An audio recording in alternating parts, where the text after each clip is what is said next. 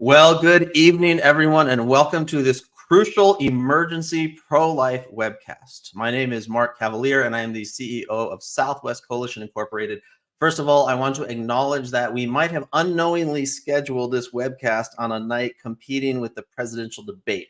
But looking at the hundreds of people who registered and are continuing to join us tonight, it's clear where the real action is happening.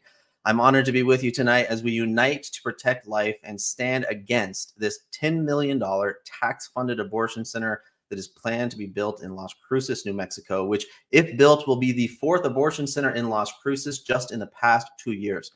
The fifth in Doña County that will be targeting women from El Paso and all across Texas just over the state line. This past Monday marked 2 years since the landmark Dobbs versus Jackson decision overturned Roe versus Wade, returning power to protect life, not to the states, but to you and me. Since then, Reuters News has called the Texas-New Mexico border the new front line of post-Roe America, and as such, we are facing an unprecedented challenge. The abortion industry, now fueled by our tax dollars in New Mexico, is aggressively expanding. This new facility in Las Cruces is a direct assault on our values, our community, authentic women's healthcare, and the sanctity of life. But tonight, we're here to take a stand. We're here to say no to tax-funded abortion, not on our dime, not in our backyard, and not on our watch. The response to this event alone has been overwhelming, with hundreds of you already registering and joining us as a testament to our shared commitment and the power of our collective action. This truly is a now or never moment for the pro-life movement locally, across the Southwest, and beyond. We must act decisively to stop this dangerous facility before it's even built, and we have a proven strategy that can do just that. Tonight, you're going to hear from an incredible lineup of speakers who bring with them a wealth of experience, knowledge, and passion that will equip you with critical updates and actionable steps that you can take to make a real difference. Tonight, you'll hear from Dominique Davis, the Executive Director of Project Defending Life, with critical updates on the women's healthcare crisis in the state of New Mexico. We'll then be led by a prayer with Bishop Peter Baldaccino from the Catholic Diocese of Las Cruces, with an invitation to take part in a prayer campaign standing for the sanctity of life and against this cooperation in evil. Then Leah Jacobson, founder of the Guiding Star Project, will highlight the grave threat that this facility poses, more so than most, to women's health and to a culture of life. David Bereit, founder and former CEO of 40 Days for Life, will finally reveal the proven strategy that halted the construction of a multi-million-dollar abortion facility in Austin, Texas, and how that could be repeated here in the borderland. We'll then have a special guest who's taking a bold stand against these outsider special interest abortion corporations that have been invading the city of the Crosses, with a chance for you to join him. Next, you'll hear from Senator David Gallegos exposing the scandalous truth about how our tax dollars are targeting Texas women for abortion tourism, and will weigh on if he thinks this strategy might actually be feasible in the state of New Mexico. And last but not least, you'll hear from Mayra Rodriguez, a former Planned Parenthood manager, with insider insights about the deceitful tactics and intent of this abortion facility, and how and when you can join her in this fight in Las Cruces.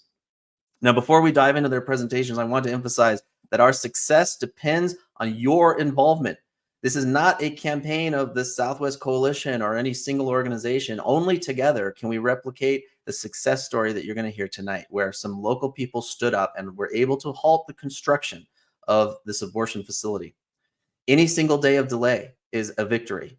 And with sustained effort, I truly believe that we could see this facility being stopped from ever opening. So to kick off tonight's webcast and set the context for our conversations as well as our prayers tonight, it's my great honor to introduce my good friend and the Executive Director of Project Defending Life, Dominique Davis from Albuquerque. She runs 3, soon to be 4, life-affirming women's health centers called La Luz across northern New Mexico, and is actually joining us tonight from Washington, D.C., where she was speaking at the National Right to Life Conference. Dominique, thank you for being here tonight. To start off, how has the abortion landscape in New Mexico changed since this Dobbs decision?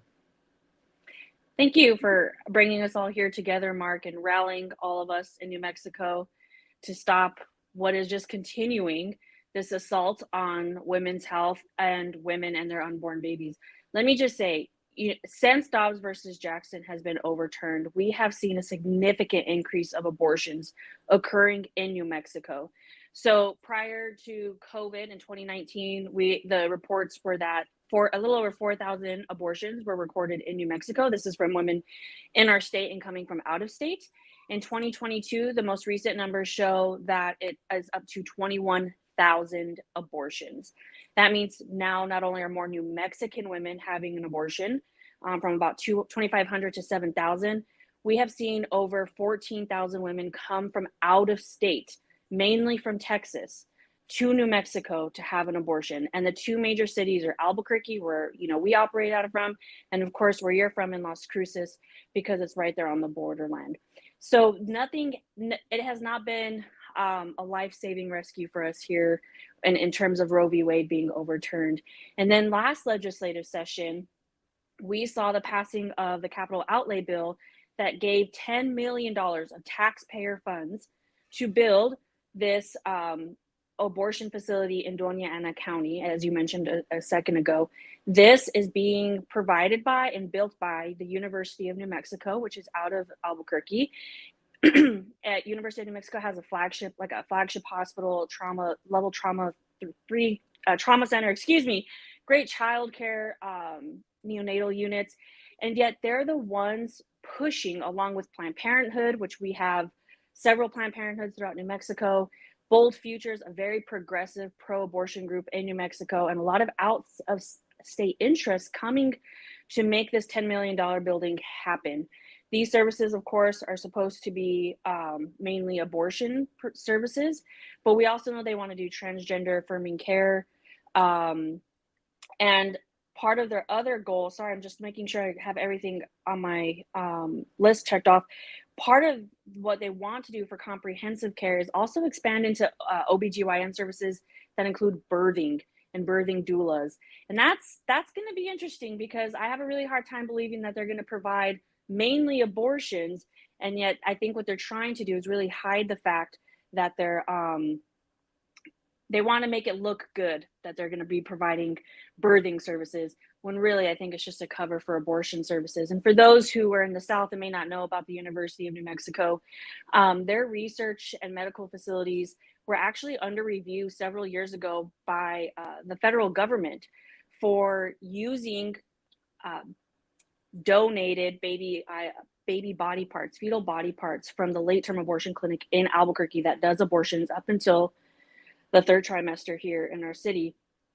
And that ended, thankfully, but they've also been known to have negligent referrals to this abortion facility that ended in the death of one woman and definitely injuring several others.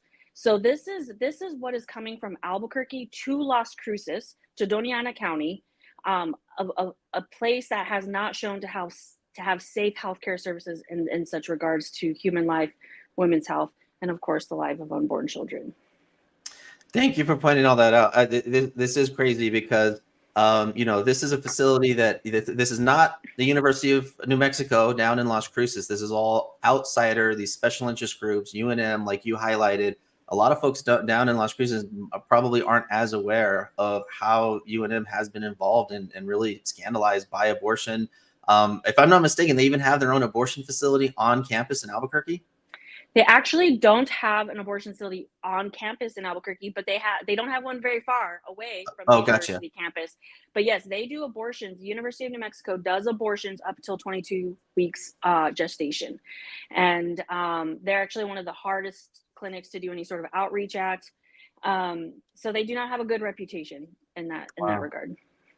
Well, Dominique, thank you for joining us, especially all the way from DC. I hope the weather's a little bit cooler there. But I really appreciate you sharing these crucial insights and updates. Your dedication and leadership is always truly inspiring and really vital to our cause in the Southwest. Thank you so much, Dominique. Of course. Take care. Take care. Okay, great. So now with that context that Dominique has set here to guide us in prayer and set a spiritual foundation for our efforts tonight, it's my great honor to introduce Bishop Peter Baldaccino from the Catholic Diocese of Las Cruces. Bishop, you've always been a steadfast advocate for the sanctity of life, and I would love if you could kick us off now with that context with a word of opening prayer. Thank you, Mark. And indeed, I encourage all who are bringing to light, the hidden and not so hidden actions against life. So you asked me, Mark, to say something about the 54-day novena. I would like to say something about prayer, and then we go on to about what is the 54-day novena. First of all, prayer has at least two aspects. No, one of them is to enter into a relationship with God, the God of life, the God who brought us into being. And the other one is actually to equip us with spiritual gifts in order to enter into the battle against evil. There's a lot of things we meet every day, but there's nothing as important as life, and the defense of life from the moment of conception until natural death. This is all we speak of, the sanctity, of life. Regarding the 54-day novena is 9 days of prayer. So how come 54? It's 9 days of prayer, 9 days of prayer. So 54 is actually 6 times 9 days of prayer. So there are 6 novenas, if you wish, within one novena, called the 54-day novena. The 3 first ones are in petition. The last 3 ones are in giving thanks for the protection of God in our life. So basically, within that context, I invite everyone who is following us to do the 54-day novena, because the power and the strength that God can give us cannot be matched by anything. And so, with your permission, let us pray. Please. Thank you. Almighty and eternal God, who has given us life, defend us from disrespecting this life, from the blindness of not seeing the life that is seen with the eyes of faith and which is seen beyond, and nowadays science also reveals to us. Help us in our struggles against evil. Give us the certainty not to doubt of your love, and to rely on you in this time in which we ask for your help. We ask you through Christ our Lord. Amen. Amen. Okay, wonderful. Thank you so much, Bishop, and thank you very much for getting us started the right way in a word of prayer. I greet you all. Good night. So yes, as Bishop Baldaccino mentioned, when we learned about the acquisition of the land purchased in Las Cruces for the construction of this facility, like many people reaching out to us, we felt pretty overwhelmed by this news. What could we possibly do about it? So one of the first things that we really felt convicted about was to put in place a 54-day novena, which is, as Bishop said, 9 days of prayer, and that 9 days comes from Scripture. Between the resurrection and the ascension and Pentecost, and following that model of 9 days of prayer, doing that 3 times in Thanksgiving and then 3 times in petition, starting on July 17th through September 8th. We're going to be doing a 54-day novena specifically for against this construction of this abortion facility. So you will have an opportunity to enroll in this 54-day novena at stopthecenter.com, down lower on this page as well. And thank you, Bishop Baldaccino, again for your guidance and for leading us in prayer. Your support, your spiritual leadership is always very inspiring and invaluable to us during these challenges that we're facing. So, so next, it is my great pleasure to introduce my good friend, Leah Jacobson. She's the founder of the Guiding Star Project, as well as the first ever Master of Arts in Catholic Women's and Gender Studies program, which is happening at the Center for Faith and Culture at the University of St. Thomas. And Leah is actually joining us today from Harvard University in Boston. Again, we're all spread out here today. Leah, thanks for joining us. Thank you so much for having me, Mark. When you shared with me what was happening here, I knew immediately just how dangerous this type of abortion facility is, because we've seen this before. We've seen this sort of interesting combination, a bizarre combination, quite frankly, of an abortion clinic with a birthing center. And then you add onto it some of the gender ideology type services. And this becomes a very confusing and dangerous thing to really stand against and work against in your community. And I want to talk about that just a little bit, because sometimes we like to think of, oh, well, women's health services and improved birthing services and access to women, like that can only be a really good thing. But we know that in all reality, even though it appears, this facility is going to have the moral high ground in a sense of providing true choice, that you can come in here not sure what you want to do with your pregnancy, and you can choose to have the baby on this side of the building, or you can choose to abort the baby on the other side of the building, that there really is not a moral high ground here. And this is really an attempt to obscure what health is, what goodness and wellness is for women, because it becomes very confusing for a woman to say, we really believe that you deserve the delivery that's going to be so empowering and so beautiful and healthy, and you really deserve really great birth services and birth attention. But if there's a problem, it really wasn't that special anyhow. We can kind of just shut it down. We can take care of that for you over here. You can try again later. It really wasn't a big deal. So on the one hand, we're telling a woman, like, this is your supreme, like power. And that's what we say at Guiding Star all the time. Like, this is an incredible superpower that we have as women. And so we're working so hard to uphold that superpower and protect it.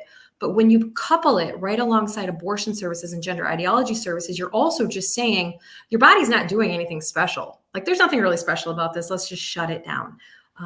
So I want to just convey that to your community. If people don't understand just how confusing and dangerous these centers are, this isn't the first one. They've existed in other cities. We've seen them. Memphis, Tennessee has had Choices Birth Center and Abortion Clinic, and it's often the same providers. And I think that's something people also don't understand, is that it's the same nurse midwife that's going to deliver your baby in a place like this that would also walk over to the other side of the building potentially and end the life of a baby.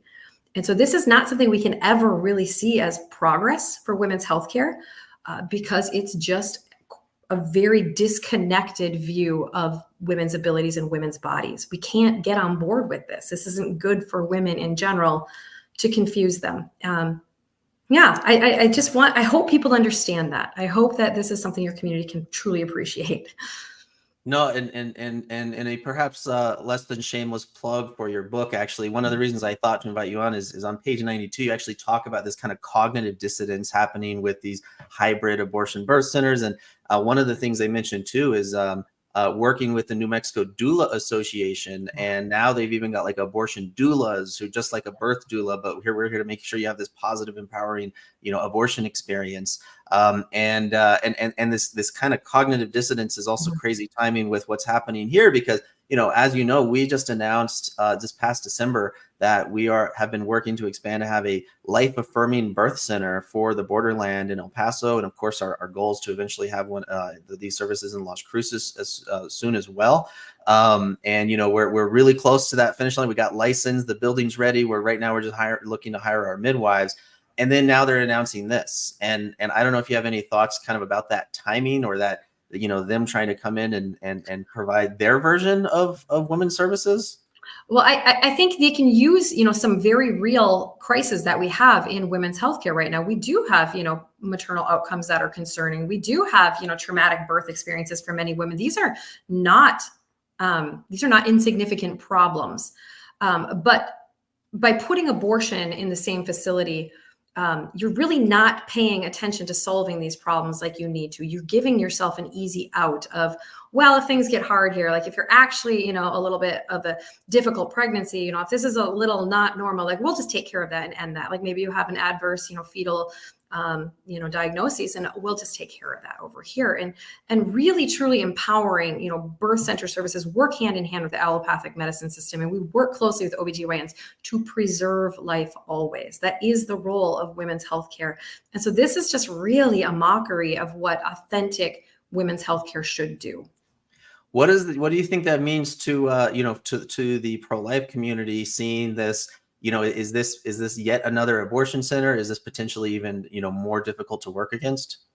I think it's much more difficult to work against, because it's using the guise of an authentic women's health service, which is birth. Like, that is a good service for women. But when you pair it with abortion in this facility, they're attempting to legitimize abortion services as healthcare. They're attempting to say this is just as legitimate as it is, getting prenatal care. So we're a real clinic, we're real people, and it really blurs the lines for many women about what is good and healthy for our bodies. And we sort of equate like abortion is just like, well, okay, I guess I had to have an abortion. That pregnancy wasn't going quite right. I can guarantee the referrals within that building will go one way and not the other. It's going to be women coming in to deliver that opt for abortion. And very rarely, I would be very surprised if you ever see a woman come in for abortion who opts to deliver. Right.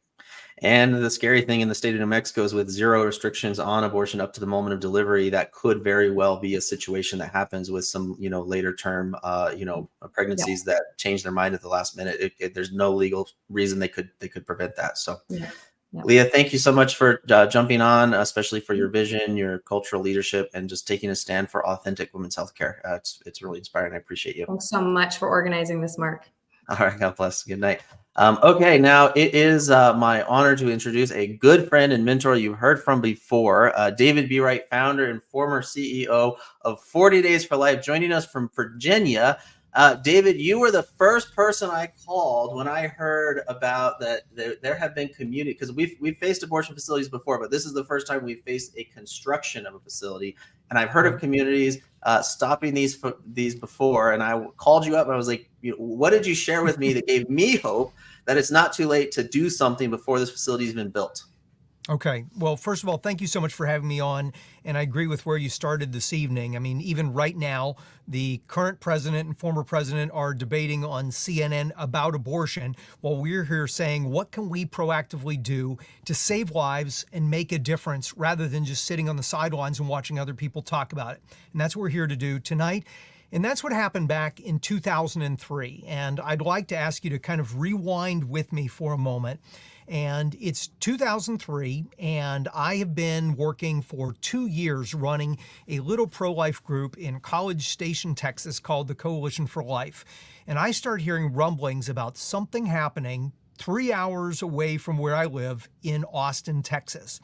And something is happening with Planned Parenthood, who's trying to build a late-term abortion center, and there's a conflict, there's a controversy, something is slowing them down. So I start looking into this, and very quickly I'm on the phone with my good friend Jim Sedlak, the founder and the director at that time of Stop Planned Parenthood. He's been out to New Mexico and El Paso. God rest his soul. He since has passed away. And I start finding out that what's going on is initially one man, a guy named Chris Danzy. Chris had been a pro-life activist like many of us. He had gone out and prayed and demonstrated outside abortion centers for years. And on the side, his professional career was he was a concrete guy. He poured concrete. It was in the construction business. So he'd always had these two different separate areas. But all of a sudden, when he got wind that Planned Parenthood is building a late-term abortion center on Ben White Boulevard in Austin, Texas, he says, wait a minute. What if I brought my professional skills and my pro-life passion together? And so it starts with just Chris. And Chris says, well, for them to build this late-term abortion center, there's one thing they're going to need. They need concrete, right? They need to be able to lay the foundation. And he says to himself, I know all the concrete guys in Austin. I know all the concrete guys within an hour radius, and anything beyond an hour radius of Austin is too far because concrete sets. So I'm going to reach out to all these guys. So he gets on the phone and starts calling all his buddies, and they're all business owners, mostly relatively conservative, a lot of them Christian and pro-life. He says, hey, this killing center's coming, and I'm going to encourage you, please don't take the job if it comes to you. And he starts creating a blockade. So after this group of concrete contractors get all engaged around this, all of a sudden it starts building momentum, and it goes from one guy to all these concrete contractors who all universally create this firewall to say, we are going to form this blockade. Planned Parenthood can't do without concrete. None of us are going to do the concrete. And then they say, wait a minute, what about all the other construction people? They need framers. They need people with lumber. They need people to put in the porta potties for the construction site. And so this group of concrete guys start forming a loose-knit coalition where they start contacting all the other people they know in the building industry. And here's what they say, Mark, and this is a profound instructive lesson. They say to them, we're not taking this job because here's what this abortion center is going to do. Children are going to die. Women are going to be wounded here. Please, if you get approached, don't take the job. But if you do, we're not going to work with you in the future. Now, keep in mind, the entire concrete industry in Austin, Texas is telling all these other contractors, we're not going to work with you. And all these other contractors need concrete. So they're creating this momentum. Then it goes from not only Mark, not only Chris, not only the concrete guys, it starts spreading to all these other contractors. More and more of them are forming a blockade saying they're not going to do it. And then the word starts getting out. And this is where I came in. And all of a sudden, the word's going out and people are making phone calls. People are sending letters. The general contractor, Brownling Construction, is getting bombarded. They literally reported they got more than 1,200 phone calls, and some of the other contractors the same, of people imploring them, do not build, do not use this facility. And here's what started to get really powerful. They started to look at the Austin phone book, and this was pretty profound. At that point, there were 3 abortion centers in Austin, and there were 600 churches.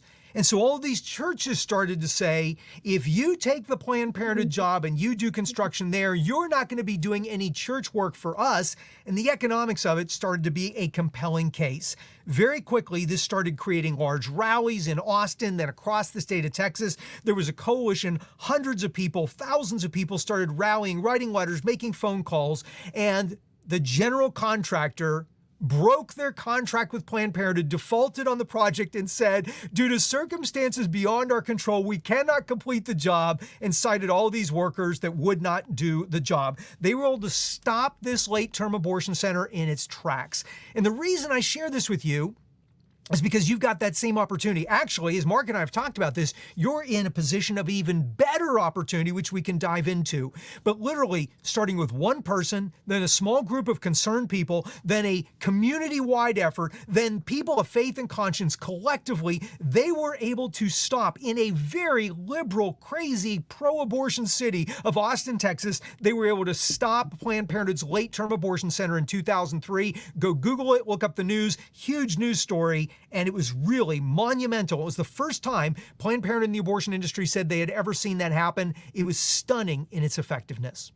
That's amazing. And we've got those articles about all of that happening, the success story happening there at stopthecenter.com. Now, here's the thing. Was this the effort of one organization or, one group or anything like that happening in Austin? Yeah. So initially it was one person. Then it was this loose-knit group of contractors. They formed this loose coalition. Then all these groups started getting involved. That's where I got involved. I started driving over to Austin. I started going out and participating in some of their events. Then Jim Sedlak came into town, and we went all over Texas, and we did rallies with Chris Danzy and everyone else. So it really spread rapidly to where it was a coalition of just about every pro-life group across the state of Texas, local and statewide group, even some national groups glommed onto it at that point. But it really was a collective effort. And that's why this is so important. It's not just Southwest Coalition, Inc. It's you who's watching us right now, and it's everyone you know, and it's all the people of faith, and it's all the people who have the ability to influence this outcome. You can stop this from happening. We don't have to sit on the sidelines and watch politicians talk about it when you can get involved and you can influence businesses and construction people, and you can influence the community to stop abortion in its tracks and protect mothers and save children. I love this story. This is like a David and Goliath story, especially in our case. We've got all these, millions of tax dollars and bureaucrats from Santa Fe and University of New Mexico all coming in. And potentially all it could take is, a few good old boys just saying, nope, we're not going to do it. And does that fact, though, that this is a publicly funded facility, which is different than Planned Parenthood, does that change this dynamic in any way? Absolutely. So it should give you even greater hope and encouragement. So in the case of the Planned Parenthood facility in Austin, they did this privately. They had a pseudonym. They called it the Choice Project. It was pretty easy to figure out what they were doing soon, but they were doing it all privately. So it literally was putting pressure onto the business people to say, here's a consequence if you do it. But you've got so many opportunities when a publicly funded facility is in the works. You've got public hearings. You've got all these different steps and processes that they have to go through. You you have more points of intervention, more places where you can apply leverage than Chris Danzy had. And look at what he and people all across Austin and Central Texas were able to do. You should be able to do something much more seismic, much more significant, because this is a publicly funded facility. Steve Carlin up in Madison, Wisconsin was able to stop the University of Wisconsin in Madison from opening a late-term abortion center because it was publicly funded. And even in liberal Madison, Wisconsin, they were able to intervene, get people speaking out, and stop it in its tracks. You have the opportunity to do that. Do not be asleep at the wheel. This is a crucial time. All hands need to be on deck. Thank you, David, so much for always motivating words. Any final thoughts or closing things before we move on? You know, we're at a moment, you mentioned at the beginning the border, Texas and New Mexico as the front line in abortion today. You are at the point where the entire nation is watching what's happening right where you are. And you have not only an opportunity to make a difference, I believe you have an obligation to make a difference. So know that people across the country are praying for you, know that we're cheering for you, and know that when you move this campaign forward, we're ready to make phone calls, we're ready to send emails, we're ready to write letters with you. But you are the ones who are going to drive this change. And right now, women and children are at greater risk of abortion than ever before, particularly right where you live. And you are the one who, through your words, through your actions, through your steps you take tonight and tomorrow, are able to communicate to that mother facing an unexpected pregnancy, I will help you. We will help you.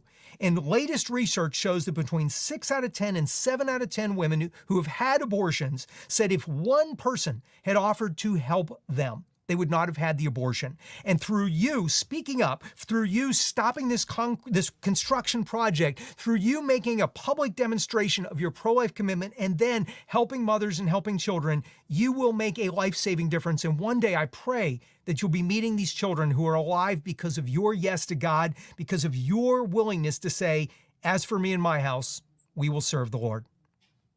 Thank you, David, so much. And, you know, I appreciate you so much. It was your really inspiration and strategies that we saw the community of Las Cruces, one abortion facility closed in 2017 there. And I believe that we can once again be inspired to see God do that yet again. So thank you, David. And next, as someone new to our webcasts, I'm really excited to introduce Randy McMillian. Randy is the president of First Valley Realty, a highly respected and active member of the Las Cruces community.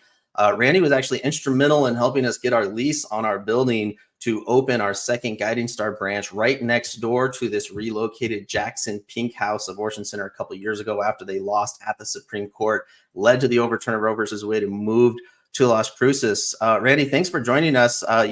We first met a couple of years ago when this Pink House Abortion Center moved to Las Cruces, but apparently I wasn't the first person to contact you about this abortion center back then. What happened a couple of years ago, and what was your response? Well, thank you very much, Mark, and that was amazing from David. That's really an exciting story. We started a couple of years ago. We started getting a number of calls for our real estate company for abortion clinics coming to Las Cruces because of what was happening. And sorry, I have a dog in the background. Anyway, we as a company are totally against abortion. We're believers, and we believe that this is not consistent with our faith or with what should be done. And so, as a company, we declined and told people we're not going to support you. We're not going to show you space. We called the people that had properties listed with us, and we let them know if you want to lease or sell your property to an abortion clinic, you need to hire a new broker because we're not going to have anything to do with it. We didn't have a single person tell us, okay, we're going to go to the competition. I won't go into who the competition is, but they were active in helping some of these abortion clinics. And so we took a stand, and then you called me. In fact, when you called me, I was a little concerned that I hadn't met you before. I thought you were possibly another abortion clinic when we started talking, and then we helped put your facility right next to the abortion center there.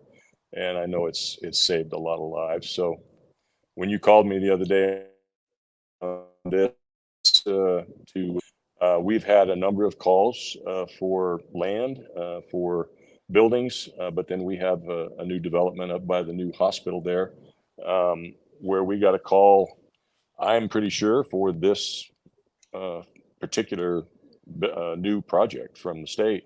Mhm. And we as a partnership met, and I told them that I was not going to be involved, that I would have to leave the partnership if they decided they wanted to do this. And it was unanimous. None of us wanted to do it.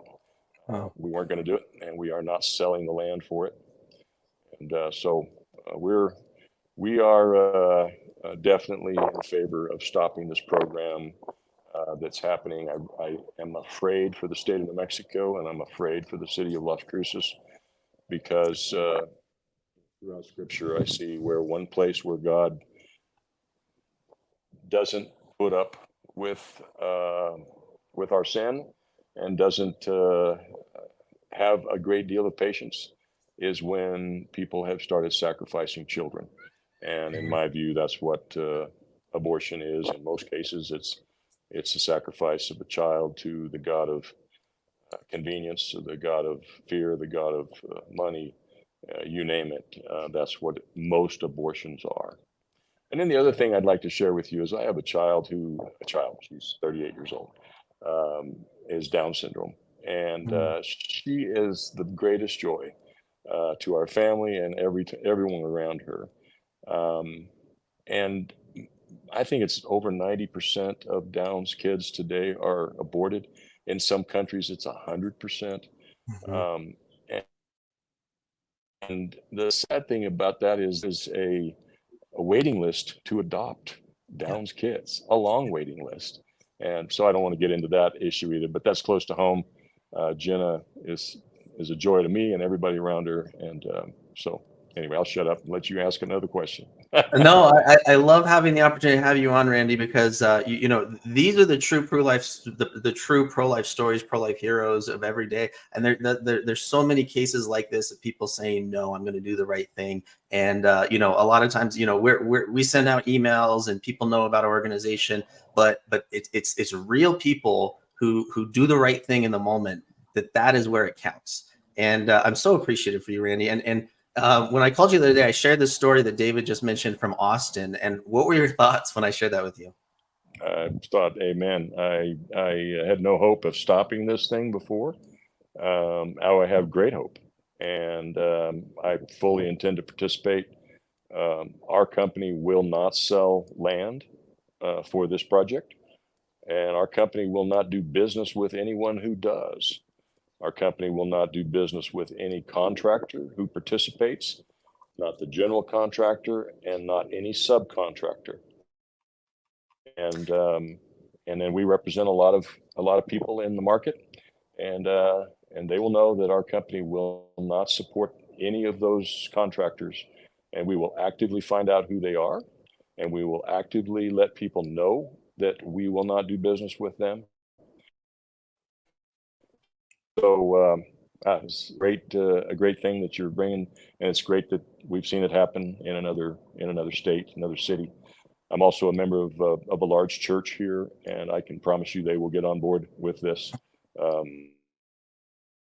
And I think will. Whoever the contractor is that decides to take this on, better think twice. And whoever the subcontractors are, better think twice, because we will know who you are. We will not do business with you in the future, and you will be sorry. And hopefully we will stop this from happening, and in the long run, avoid God's judgment for this terrible, terrible thing that our state wants to allow, which is abortion until the 9th month. And it's I am in terrible. awe. I'm really in awe, Randy, because you know, you're I mean, you're putting things on the line, you know, and you know, you're taking a really strong and bold stance. I know we've had at least a dozen other early supporters and signers before tonight. Rob Ashley, who's the president and CEO of L&P Building Supply, you know, said he wanted everyone to know that they're not going to be supplying anything for this building. John Krause of Nova Builders and Developments, about a dozen more across Las Cruces and El Paso as well. One thing though, some people might say, well, I'm not going to supply, I'm not going to work on this, but the second part of that commitment of not working with anyone who does, that's a little bit harder to make. And if somebody's maybe hesitant or concerned about that, what would you say to them if they're not sure about that second part? Well, that is a tough stand, but it's what I believe. And it's, I think if somebody was building a concentration camp to kill people, uh, would I do business with anybody that had anything to do with that? And the answer is no. And what this is a concentration camp to kill people. At the end of the day, that's what they're doing, and they're going to bring people in from other states. And no, we're not going to do business with them. And it may cost me. I've made decisions, business decisions in the past that have cost me dearly, and that's okay because God is my provider. He owns the cattle on 1,000 hills, and He will and always has taken care of me. And no fear, no fear. Any of these companies that say, "What do you mean you're not going to do business with me?" Trust me, read my lips. Do business with you if you have anything to do with this project. Yeah. And nor will most of the people I know, and nor will most of the people in my church, nor will my church. Can't speak for them tonight, but I'm sure soon I can add them to your list. So yeah, and you mentioned the church community. That was one thing too, is all the churches in Austin stood up and said, there's a lot more churches that get built a lot more frequently than abortion facilities. And so all those partnerships on projects is something that folks don't want to miss out on. So Randy, like I said, I'm in awe. I appreciate you, all you've done to help, all your prayers, all your support. Truly, thank you. by the way, our church is in the process of a major expansion right now that is, I'm not going to say as big as this facility, but probably close. And so, yeah, that's a good thing. Yeah, So thank you a lot for of work. having me. And thank you so much, Mark, for what you do. The dinner you had here was 1,000 people in Las Cruces.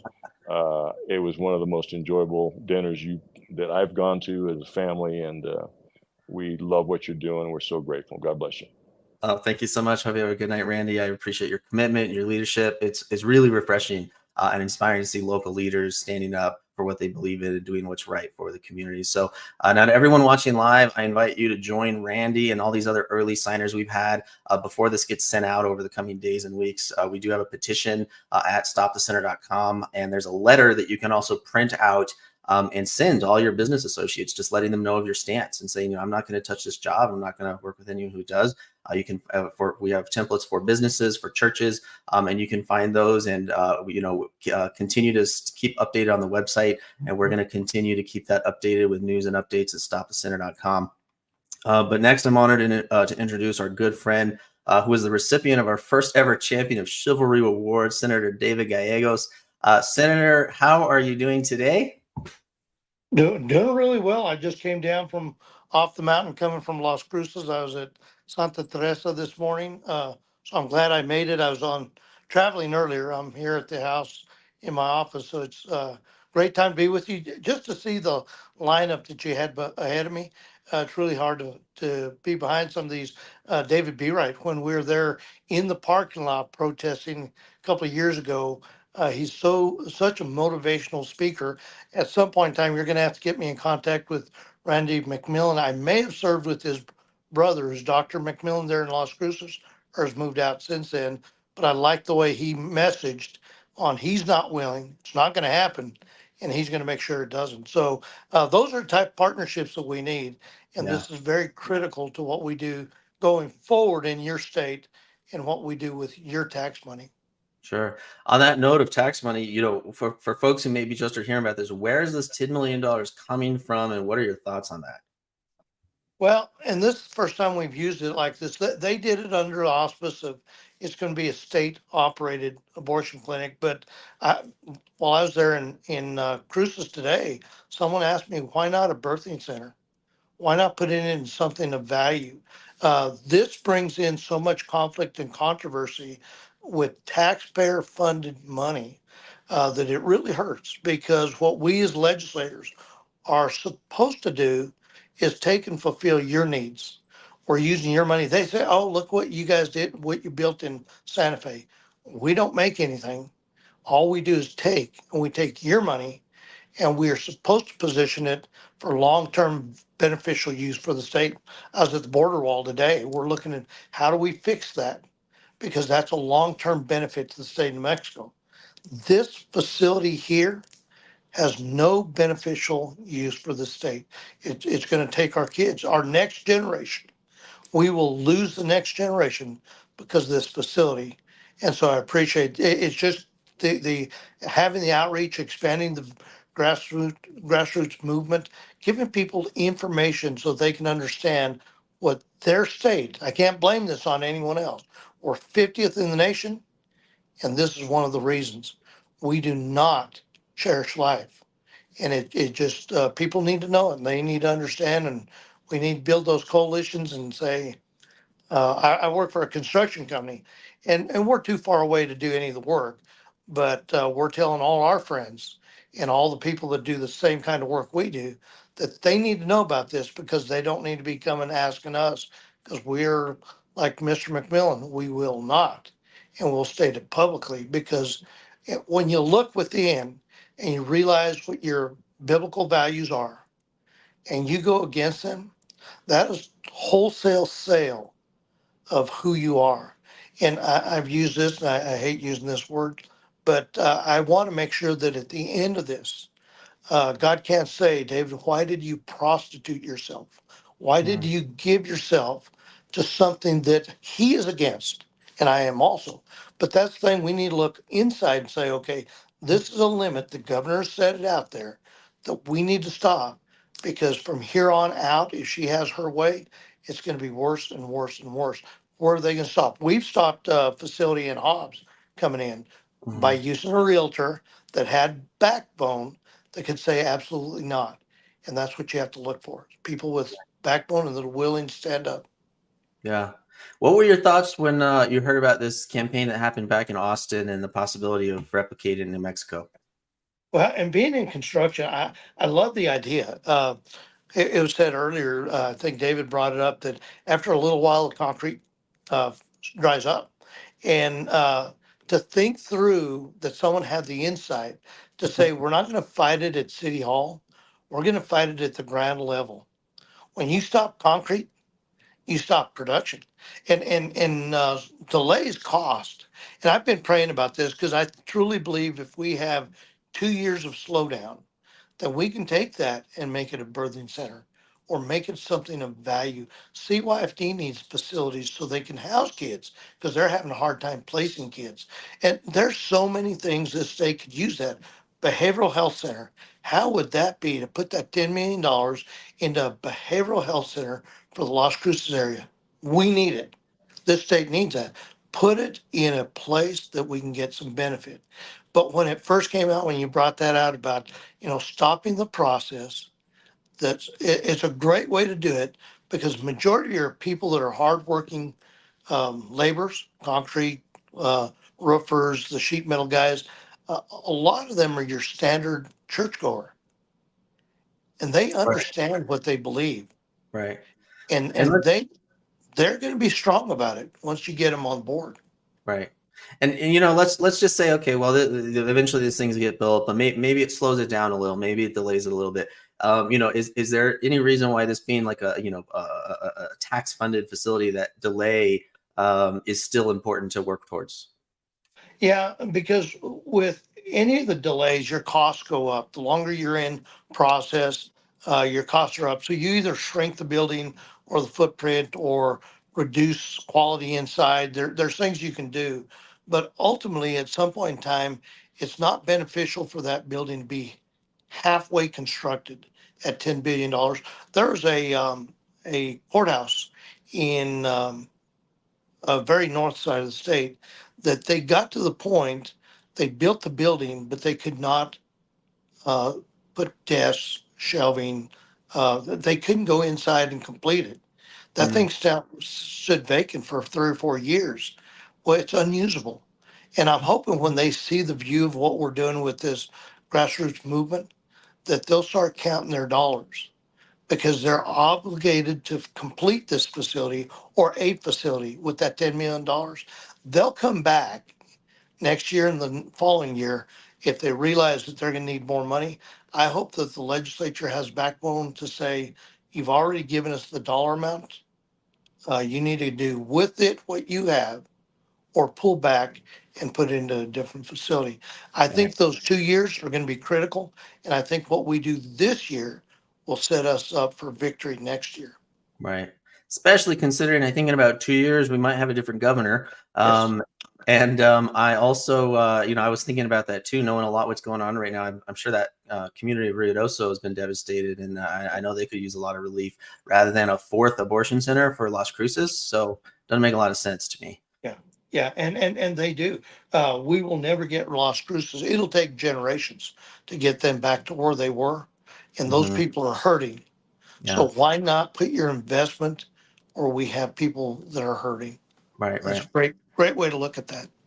Well, Senator, thank you so much for your insights and for standing for life in this critical fight. I really appreciate you.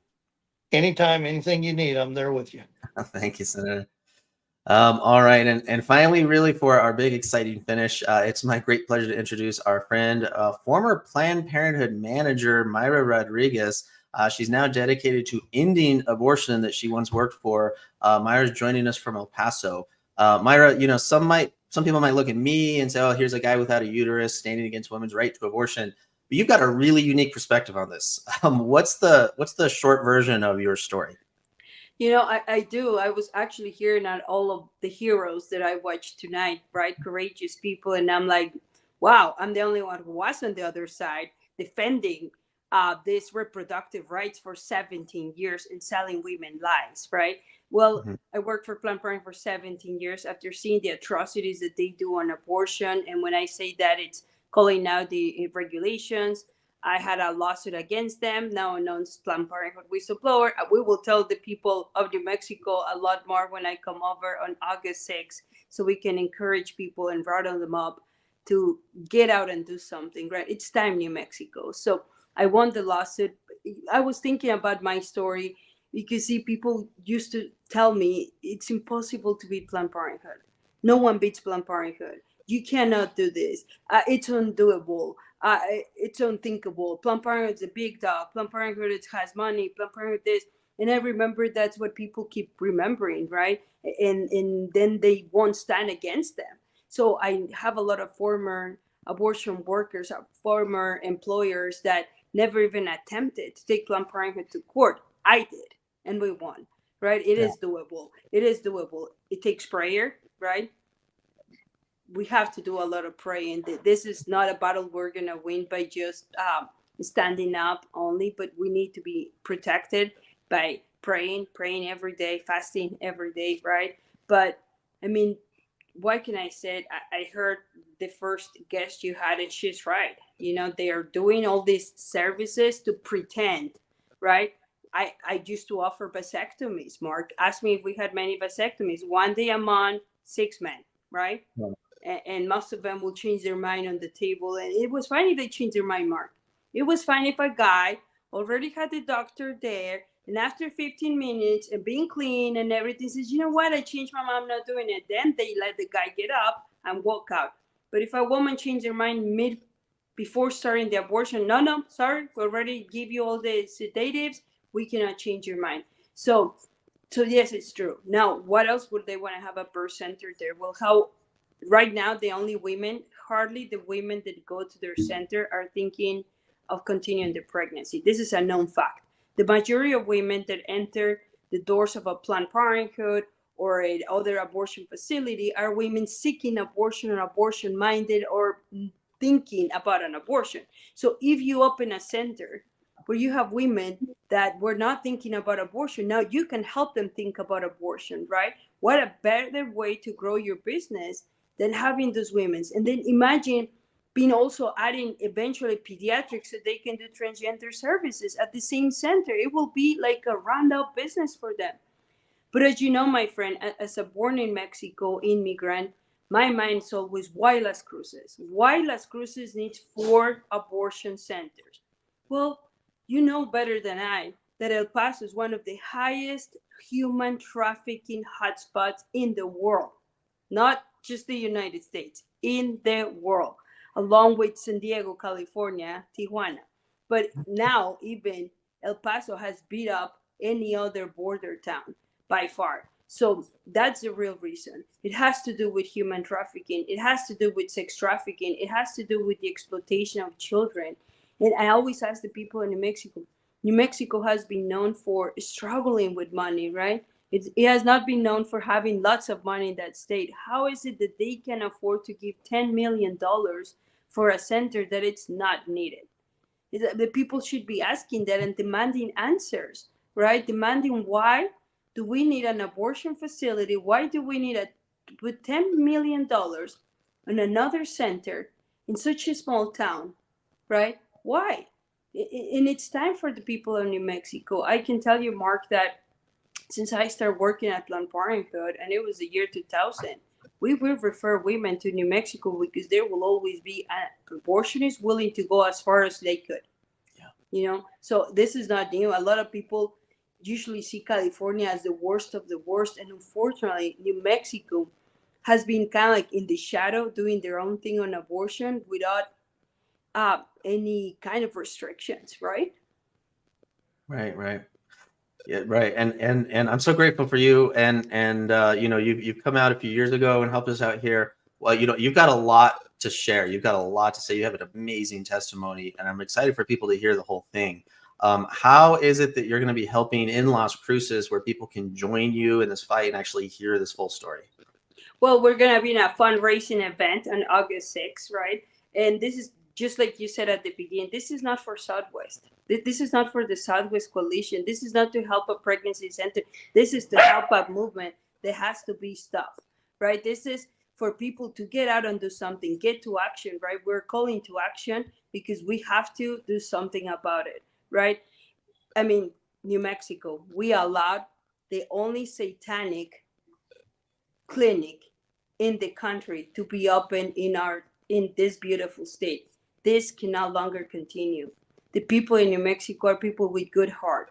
They are good-hearted people that they should be stopping this evil, this, I don't even know what to call it anymore, my friend. Like, it is beyond evil now what they're doing, right? Why is it so important that we stand up? Well, you heard David in Texas. If you're able to stop it, then they want to attempt in other places. If we're able to stop this in New Mexico, they want to attempt in other places, right? So it is very important that people understand that they have to get up and do something and come see us on August 6th. At what time do they have to come? It is going to be on August 6th. This is being hosted by the Knights of Columbus across Las Cruces. Are putting on. It's a free dinner, a free benefit dinner, August 6th at St. Genevieve's Parish Hall, open to the entire community. Free dinner to come and learn more. All you have to do is RSVP, which is required for the purpose of the catering. But you just RSVP at stopthecenter.com, and it's going to be at 6 p.m. We're going to start serving dinner, and then you'll get to meet Mayra and hear her entire amazing story and more of this plan as we go and gets developed as we go. Correct. And I'll be happy to be there. And then, of course, encouraged to come out and do more work and do more standing and do more protesting and do whatever we need to do to stop this mega abortion facility. We shouldn't call it anything else. We shouldn't call it a clinic. We shouldn't call it a healthcare center. This mega abortion facility, because at the end, that's where they make the money. Yeah. Mayra, thank you so much for joining us. Thank you for your courage and stepping up to join us in this fight. And I know we really can't wait to see you in Las Cruces in a few weeks. So. You know, me too. God bless you for everything you guys do. Thank you so much. Thank you. All right. Well, that concludes tonight's webcast. Thank you, everybody, for watching. I want to thank all of you, especially who chose to join us live over watching the presidential debate. And for those who might have been flipping between the two, no worries. Just like the debate, this webcast will be available as a replay for you to watch and, more importantly, for you to share.